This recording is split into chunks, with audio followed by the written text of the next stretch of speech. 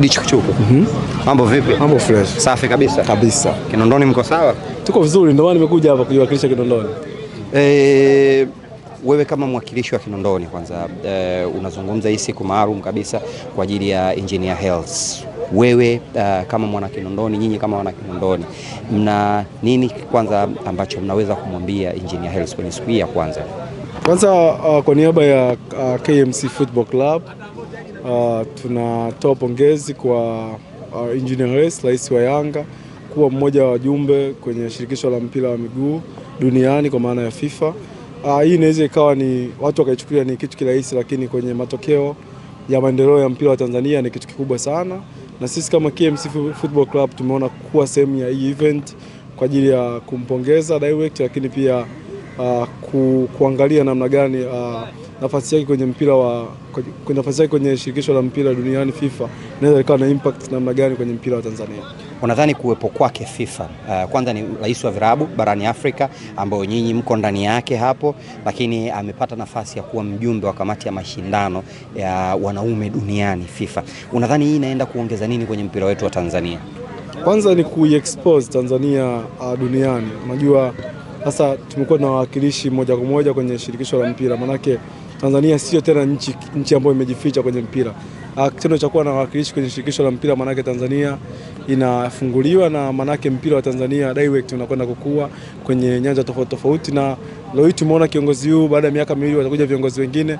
Kama atafanya vizuri atakuwa ni mfano mzuri kwa viongozi ambao baadaye watakuja kuteuliwa na FIFA. Sababu FIFA wataiona Tanzania moja ya sehemu ambayo kuna vijana ambao wana mitazamo chanya kuelekea na kuendana na mpira wa dunia, na huenda tukapata teuzi nyingine huko mbele.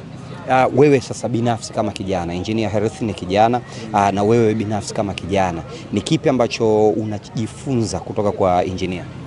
Kwanza Engineer ni moja ya watu wazuri, ukitoa kwenye masuala ya mpira yeye ni kaka mzuri. Mara nyingi huwa anatushauri vijana, mara kadhaa huwa ananipigia simu ananishauri nini cha kufanya, nini cha kuacha. Kwa hiyo ni mtu ambaye ni mtu mzuri, ni mtu ambaye vijana tunajivunia kuwa naye kwenye industry ya mpira. Mimi binafsi nimewahi kunufaika moja kwa moja kupitia kwa uwepo wa Engineer kwenye industry ya mpira.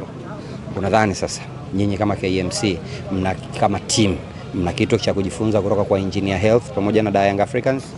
Viko vingi vya kujifunza. Unajua Yanga ni timu kubwa, kila mtu anafahamu juu ya uwekezaji ambao unafanywa, management ya club, na sisi tuko kwenye hiyo process ya kwenda kujifunza mambo mengi kutokea kwenye vilabu vyetu vikubwa. Sio tu Yanga, hata Simba pia wanafanya vizuri kwenye upande wa management. Kwa sisi tuko katika hiyo engo ya kuendelea kujifunza kupitia kwenye vilabu ambavyo vimetutangulia. Unadhani vilabu vingine vinaweza kuitumia fursa ya Engineer Hersi kuwepo kwenye nafasi kubwa kama hivi? It's obvious. Kitendo cha Engineer kuwa katika nafasi kubwa manake imefungua njia kwa vilabu vingine na viongozi wengine kutoka katika vilabu vingine kuangalia uwezekano wa kuendelea kujipambanua, na wao mwisho siku watapata hizo nafasi, na naamini miaka mitatu mbele ijayo Tanzania tutakuwa na wawakilishi zaidi ya mmoja kwenye shirikisho la mpira duniani FIFA. Kwa natamani kitu gani cha kwanza kabisa Engineer Hersi akipresent kuhusiana na Tanzania akifika FIFA?